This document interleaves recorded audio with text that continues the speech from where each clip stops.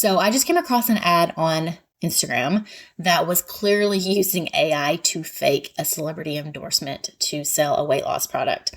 And they had used a clip of a talk show, and then it had overlaid that clip with a fake voice that sounded very similar to the talk show host, the celebrity they were trying to impersonate, but it was still a little bit off. You could kind of tell it was fake, and the lips and the text didn't match up with the video. So it was clear it was fake. I reported the video because that's not cool. But it made me think two things.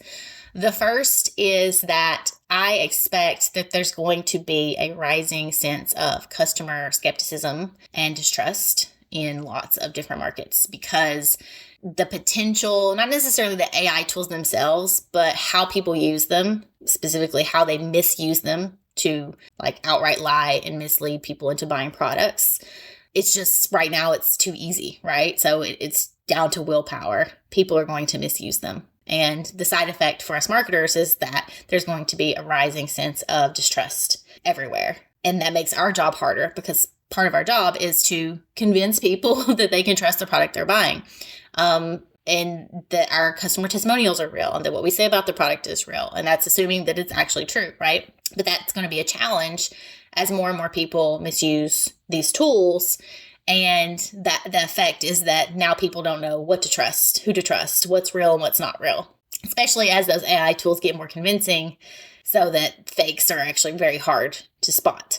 The second thing is that I think there's going to be sort of a discovery process of learning where we can and can't leverage these cool new AI tools. So there are a lot of things that we can use behind the scenes, like ChatGPT, for example, to write like a video script. But there are things that are more customer facing now. So for example, like duplicating a voice or creating those video AI avatars where you can like give them a script and it will create a pretty convincing video of someone saying what you put in the script that's completely AI generated. And so if you think in terms of like a customer testimonial, if let's say we had an actual customer testimonial that was text-based and we got permission to turn that into an AI generated video, because say they didn't want to be on video, they would prefer like us to just have an AI avatar speaking their testimonial. Let's say we got permission, the testimonial was real, and we created a video based on that testimonial using AI and used it in a video ad, right?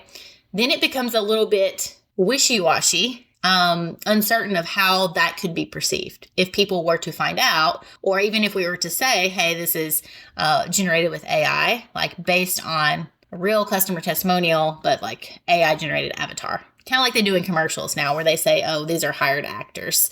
So something kind of like that. Even if we were to have that disclaimer, how would potential customers perceive that? Even though it's based in truth and we feel that we have authentically created that asset and added that disclaimer so that people are aware of how it was created and what it's representing, it could still be perceived negatively by certain audiences who just don't trust, because this is not a real person. Like, you misled me to think that this actual person said this thing about your product.